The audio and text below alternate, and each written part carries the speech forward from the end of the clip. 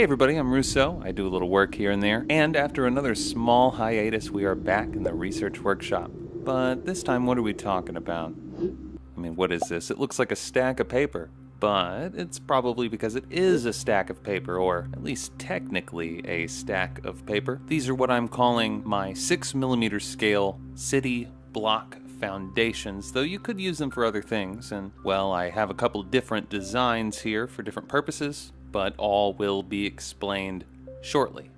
First, I would like to mention dimensions, and in this case, the playable area on the top is 8 inches by 8 inches, and the total thickness is something like 4 millimeters. And yes, these are paper or cardstock, 110-pound cardstock from Georgia Pacific, and each one is 16 layers. So 16 layers, why not 25 or maybe just around 20? And well, I guess you'd say it is for silly, sentimental reasons.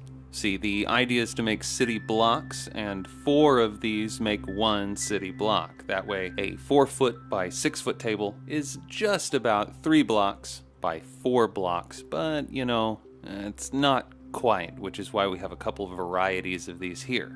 And what was I saying? Oh yeah, we gotta look at the original design to see how much better this one is. So this is the same 8-inch square, except look at that, it's a 1/4 of an inch thick. And this is basically just a big box with sort of an accordion thing on the inside, something like this. So really, what is it? Well, I guess you'd say it's homemade cardboard. And as such, it's not very good. It's difficult to get the edges lined up, and while I'm sure that at least one side of this is an 8-inch square, I don't think the other side is, or if it is, I don't think it's lined up very well with the other one. Of course, since this version was never finished, I think it'll work pretty well to discuss how exactly these things are put together. So you've seen the square piece, and here's another square piece, but it has a piece that is not a square glued to the bottom side. So this not square side has a 1/2 inch by 7 inch indentation on one side, and on the other side it has a 1/2 inch by 7 inch, what would you call it? I guess a protuberance, something like that. It protrudes.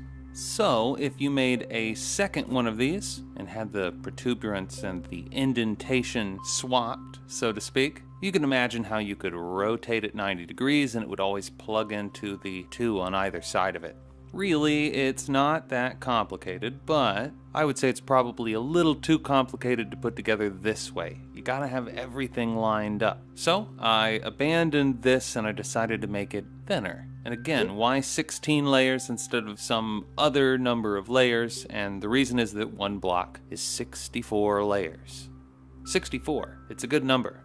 So we will go back to our prototype, or prototypes, and just to try it out, just to see how it works, we will slide these together. So you gotta come in at an angle, make sure both the top and bottom tabs and slots line up, and once you get that one corner, it goes in real nice. And look, I can even hold it from one end, and it's pretty sturdy. I mean, once you get a bunch of buildings on there, you're probably not gonna wanna do this, but it does make it a lot easier to move a large thing around, and then you can break it down and pack it away somehow. Of course, custom storage solutions will have to wait for a little while, because I'm still uncertain as to how I'm going to, affix the buildings to these boards. My current thought is to have your standard hollow buildings and have these boards with a bunch of little plugs, I guess you'd call them, so that the buildings will fit down in the little plugs and you can pull them off and store them separately.